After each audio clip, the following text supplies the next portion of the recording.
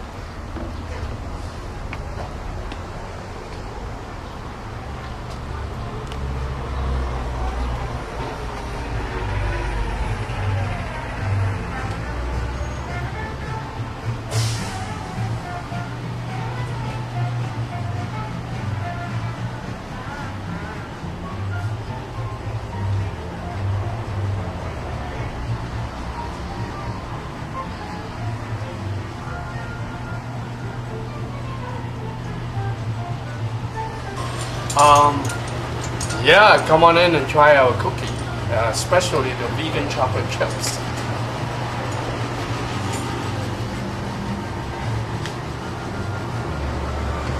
They look delicious. Yeah. Thanks for everything all the time. Oh, anytime. I Yeah. love to. And it's so nice to come and watch a movie and then come over here and sit down and have a cup of coffee. Many people doing that, and it's been 50 years already in this theater. I know, I remember when I was in college. Yeah, it's many people coming back and bring their grandson. I know. Yeah, to show it around, and it's still here. Everything's beautiful. Everything is the same. Yeah. It's really nice. Yeah. Yeah. That's why, like, many people, they have a good memory and they want to show it with family and their pals. I have a good memory of it too. I used to study right over on this desk over here. Right here, I spend a lot of time studying. Yeah. It's a wonderful, wonderful place. Now, Right here in the New here is District. I remember that building is about like 50. This is about 55th or 54 anniversary already. It's beautiful. Yeah, being the movie theater and the coffee shop. It's really nice. Yeah, hopefully Yeah. they continue for another 50 years. Yeah, and how do people get a hold of you if they want to find out a little more about this coffee shop? I'm here all the time. And what's the name of the place? Wings. And this place is called Starlight Starlight. Cafe. Yeah. Nice. Yeah. Thank you. Thank you very much. And we'll check in from you from time to time during the film festival. Oh yeah. We'll say anytime. hello. Yeah. Okay, thanks. Thank you. The film has already started, so we gotta quietly sneak in. And there's Will. I get to ask questions first because I have a piece of paper. but I will also open it up to audience questions as well. Why don't we go in order of the films? So that would make Making an Impact our first one. So Andrew and you're right there. Jeremy, you're right there. Fantastic. Andrew was the director and ended up starring in the film. Only because we couldn't find anybody else to do it. Please tell me how that happened. Jeremy actually can probably tell it better than me. Yeah, that was my fault, I guess. Elaborate. So, as a producer, we've done a lot of projects together, usually for like 48 hours, 72 hours, or 3 weeks in this case. And 2011 was a fun year for us. So, right after the 48, I signed up for this contest, but didn't tell anyone about it until the day before it started. And I was like, oh, Andrew, by the way, do you want to do this? And he's like, yeah, let's do it. And I was like, okay, I'm going to Whistler. I'll talk to you on Monday. So we were just kind of rushed and did everything sort of at the last minute. Yeah. That's some nice guerrilla filmmaking right there. Nicely done. Who came up with the idea? It was mine. Everyone contributes to the story, but it was mine. Cool. Does anyone have any? If it wasn't clear, Making an Impact was the one about the crash test dummy who has no job anymore and finds fulfillment with the army. Okay.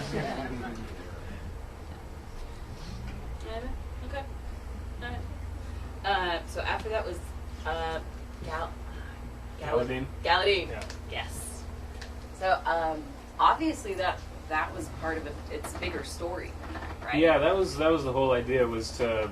And I'm sorry, introduce yourself. Yeah, I'm Jorge Suarez. Hello, everybody. I shot, directed, and edited the movie. Yeah, the whole idea was just a small group of people coming together, and very small group of people coming together, just kind of saying like, well, what if we just made a little scene from what could be a bigger story? Because I think trying to pull off a story from that era, generally with the resources that independent filmmakers have, is really tough. And I think, especially me, I don't know about you guys, but I get kind of down on myself when I try to do something and I can't do it right. So like, maybe I could just do a little scene where they're talking to each other, kind of okay. So so that's what we did. So it was it was supposed to be just one little scene from a bigger movie that does not exist, by the way. Are there any plans to try and make it exist? 'Cause that was awesome. I really enjoyed that. Thank you. I would love to, of course. I mean, I think I'm really into that genre. I mean, of course, I would love to do something like that, but it's just, between here and there, it's big space. We started at, I think, 7 p.m. and wrapped at 4 or 5 a.m. So you got that all in one? It was all in one night. Yeah. That was the shooting of it. Yeah. But obviously you guys had 3D, CG, and post, and like. Oh no, that was I think you're talking about the next one. That was like, we were the one before that. Oh, I'm so sorry. No, it's all good. Sword Masters? Do you guys? Well, that's kind of how the whole project came about. Like, we actually had some guys. Like, one of the things I really kind of am proud about that movie is like the costumes and the actual weapons and stuff. To me, when I see a frame of the movie, it feels like it's fairly tangible. They feel like they could have existed. They were a little worn and stuff. So that all came from a group of people that we know, who actually, like, that was their barn and that was their horse, and that was and they had the swords, and they had the saddles, and they had all that stuff. So it was fairly easy for us to go like we'd love to put all your resources into a little flick if it'd be cool. So they let us do it. So that's how we did it. So I mean, to give them Swordmaster credit at the very least, and what very little swordplay there was in it, they kind of helped choreograph just a little bit. I think the next film after that was Greenspan. Hello. Hello. Andrew's question. Everyone for being patient with it. I know it was a giant movie compared to everything else here, and Sorry, introduce yourself. my name is Philip Harvey. I make movies alongside my twin brother Kevin Harvey, who isn't always on camera, but he was for the Greenspan. And really, that movie was kind of like 3 guys running around in the forest with a camera, and the whole thing was sort of a fix it in post kind of mentality, which I don't recommend. So to answer your question, it took a very long time. I think from start to finish on the Greenspan, once the actual writing of it was all said and done with, it was probably about 3 years that it took to actually do everything. But that's like having zero budget and, you know, over the course of probably a summer and maybe a couple scenes even the following year, all in and around Seattle and through the state of Washington, even into Idaho, to do some filming for that kind of stuff. But the visual effects were definitely a tall order. Initially, it was only my brother doing it. That's kind of more his area, but it was clear that it was going to take so long that I kind of had to teach myself to do a lot of visual effects stuff as well. How did you handle having actors looking at nothing? Like, did you develop any tricks for that? There was usually a potato for trying to get some of the lighting and stuff right, but yeah, I don't know. I think everyone just got used to it a little bit, and when we're in the green screen studio, it's kind of like, well, you know, they're that tile right up there, so yeah, you just kind of try and make it work. I have a quick question for you. You said 3 years it kind of took you to do that? Yeah. Did you find yourself like cutting to a certain point or getting to a certain point in the film, trying to finish it, doing all your stuff, and then realizing that you were growing as a filmmaker, like every couple months, and realizing that you want to like go back and change totally, stuff? And that's, I told Trin earlier that coming here and watching this tonight was kind of like going to a theater to watch your like 3rd grade dance recital. And so much of it had changed even just through the course of doing all the special effects that in some ways I look at it and it's like the effects and motion graphics and stuff are so far along compared to actually when we wrote the movie, and we have this extremely awkward length thing because it was one of the first movies I made in Seattle, and it was kind of like 34 minutes, like we're gonna reinvent the whole genre, and like, you know, I was hoped that it would feel like less than that, but you know, nowadays I don't think I would write a movie that sits at such an awkward kind of intermediate thing. But yeah, to answer your question, we've come a hell of a long way. I can imagine in 3 years, yeah. Especially if you're yeah. playing with it all the time. Yeah, and it's like we shot the movie on a camera that was, you know, it was all right for 5 years ago or whatever, but by the time we're doing visual effects on it, it's like we're looking at such old, obsolete kind of footage and everything, and obsolete writing, obsolete production value.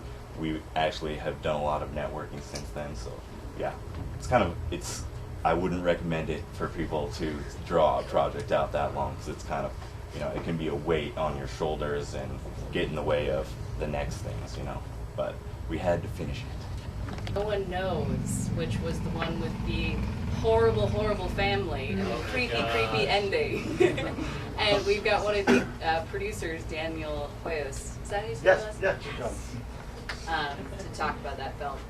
I don't even know what to ask about that one. That one's just, what? That was my response to it. What kind of responses have you gotten about that film? Well, we actually played at Nifty last week, and we got someone in the audience, the right of us, laughed when the dress dropped, and that really was just made me really nervous and tense. But besides that, we gotten really, really stellar reviews from Film Thread and London Film Review. They all give us 4 and 5 stars, so everyone's really loving the film. So the reviews have been stellar. Has it been hard to live with it for so long? We made the film, we shot it last August in Oklahoma, actually, not in Seattle. I flew out to Oklahoma because my director is from, Bowie Thompson is from Oklahoma, and our writer is actually from Iowa, so we got together and just a big eclectic mix of different people, and we flew out to Oklahoma. And originally, our 12-year-old, you see in there, Sammy Eisner, her parents didn't want her to do the film because it was very risque, and they didn't, and you know, the whole idea of child abuse. And we actually got her at the last minute because she came back and begged her parents, please let me do this. I really want to play this girl, and eventually it all worked out. What was it like working with such young actors for such heavy material? That was tough because, like I said, Sammy Eisner, for example, her parents wouldn't let her do the role, and we got her at the very last minute. And thank God, because we kept we were looking at other actors and other little girls, and no one really had the look and the right, and she just knocked it out of the park the first time. And now she's off on audition for a 5 for NBC, so we're really lucky that we got her. So. Was that? I hope I'm not asking a dumb question. No, but go like, ahead. There's no dumb question.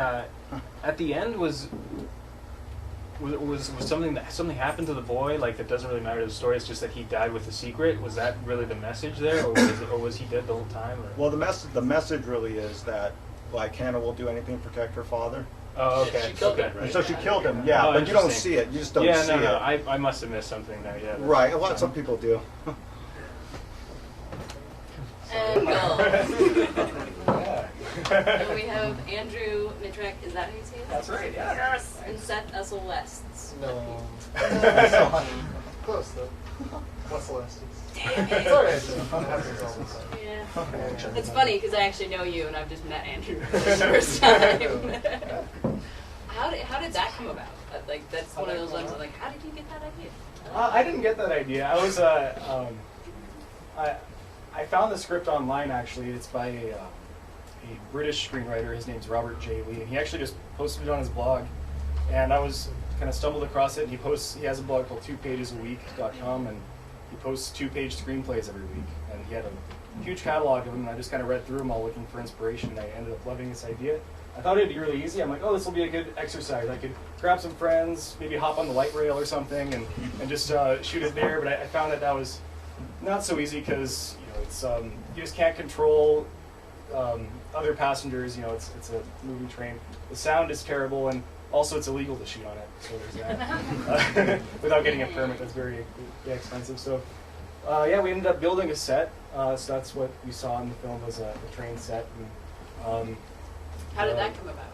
Oh, that was a big process. We hired a production designer, and she stepped up to the plate. Her name's Sabrina Digert, and she basically built this set down at a studio in Georgetown. We built all the pieces to it, and it was really cheap because it was all fun. It was all like a $1,200 budget for the set to build a train. And so we only really built like 1/4 of one train cabin and then like flipped it around for different shots and angles to make it seem like it was bigger, hopefully. And yeah, so we moved all the pieces of the set up to a studio in Mukilteo where we shot it. We projected some footage that I shot on the Sounder train from outside the window. We projected that footage onto a white wall behind the glass, so hopefully it seemed like it was a moving area. And I thought it gave it kind of an old cinematic sort of look. Yeah, and that was a big process, but it got people really excited about the project because not many short films build a big set for a 5-minute movie. So people were like, oh, what's going on here? That sounds cool. And I'm like, oh yeah, we'll blow it up and break it and stuff. Like, oh yeah, I'm on board for that. That'll be fun. Almost nobody does production. Yeah. You get to kill the actors. That's Oh the yeah, fun part. totally fun. We have to make them uncomfortable and full of blood and stuff like that, and they're all having a good time doing that. All right. Any other questions anyone would like to? Oh, I see a question in the back. Was the music used in that? Was that written into the script that you found on the blog, or was that somebody else? That was my concept. I think I found it because it was written anonymously in like the 1800s or something. It's St. James Infirmary is the song, and it's like a classic blues song. And the recording was done in like 1928, and I just thought it gave it a strange, old-timey feel. Like, why is this girl listening to this song? I thought that was really thrilling. Oh, thanks. It was just a happy accident. And yeah, and the script, like I said, it was 2 pages a week. It's a 2-page script, and it was written kind of all in Cockney accents because it was a British writer. So we basically, throughout rehearsal, we just found whatever worked better with the actors and found places where things were missing and basically added a whole ending onto it. And it fluctuated to like 10 pages and back down to 5. And the final runtime for this was 6 minutes. So yeah, it was really fluctuating to seeing what worked and throwing stuff at it. Would you have wanted to keep the Cockney accents if you could, and you were just like working with what you had, or did you want to change it to something more local? Yeah, that's a good question. I guess the content of what they're saying really didn't change much. It was just working with stuff that I identified with more and the actors were more familiar with. would have been a different movie if they had British accents. And I think it's something where if the British accents weren't pulled off right, it would have been a glaring error and it would have been kind of awkward. So I just wanted to avoid that. I saw two hands at once. Did you have to get approval from the writer? Yeah. Oh, yeah. Has the writer seen the film? Yeah, he has. Yeah, yeah. I got his approval, and that was the first thing I did. Is I emailed him, "Can I do this?" And that's actually why he writes the blog. Is he encourages that, and I think it's a great thing. And if you're ever What's the looking name for of the blog ideas, again? it's called 2pagesaweek.com, and I love giving him plugs because he's a great writer. So yeah, he has seen it, and he was to be humble, he was really impressed by it. A lot of I mean, as you can imagine, if he's not charging anybody to adapt his work, and so it is a lot of filmmakers who are just taking stuff and trying things out, and they aren't necessarily putting as much time or production value into those scripts. So I think it was kind of a surprise for him to see that. There's another hand over here. Actually, I was going to ask exactly the same question if you saw it, but I do have another question while we're at it, since I'm on. How long did it take you to shoot that? That's a good question. We actually shot it all in a day and a half, so probably, I'd say like 12 hours of rolling cameras. So we built the set, we built the set on a Friday evening, and then throughout the day on Saturday, then we started filming Saturday night, and then throughout most of the day on Sunday, and then we had to break windows and stuff like that, and trash it, and we had to clean up and get out of there by the end of Sunday. And there was a lot of set flops and continuity discussions and line stuff. That was fun. Yeah. Wasn't fun. No? I thought you had fun. The rest of the project. All right. Any other questions before we get to go drink and go get out where there's fresh air? Yes.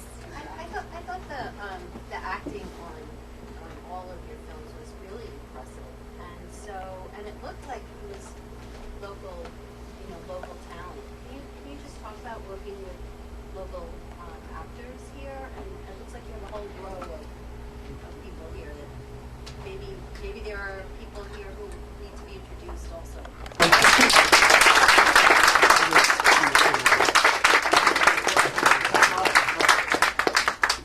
I suppose that's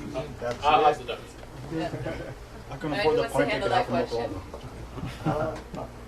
Well, I think it's great, and honestly, Tim, who plays Rykos in the Greenspan, does not. He had a whole lot of lines to rehearse, and that are really the point being we were not able to take full advantage of his acting abilities, and in some of our other projects, he's actually won a Best Actor award. But for the Greenspan, yeah, I do remember at least one point filming it where he actually, I think, said "you," like just improvisationally, and it was like, you can't say that because that's your one line for later on. But, yeah. So, but he did a great job, and he was a good sport about running around looking crazy. Andrew, Yeah. you want to jump on? Yeah, I cast actors through, they were both alumni of the UW Drama Department, and we held rehearsals mostly from UW grads, and yeah, they were all great. I mean, also a lot of, since I only had 2 characters, there were a lot of great performances and through auditions that I didn't get to work with. So we do have Seattle has a really vibrant acting community, a lot of talent that's untapped, and I just want to work with everybody because there's so much talent in Seattle. I just worked with Hope and Jay again, a little short that I shot a couple weeks ago it's a romantic comedy about a man who falls in love with Bigfoot. And Jay got in a 7-foot Bigfoot costume and stuff like that, so that's pretty fun. Yeah, and looking forward to talking to more filmmakers and actors over drinks too.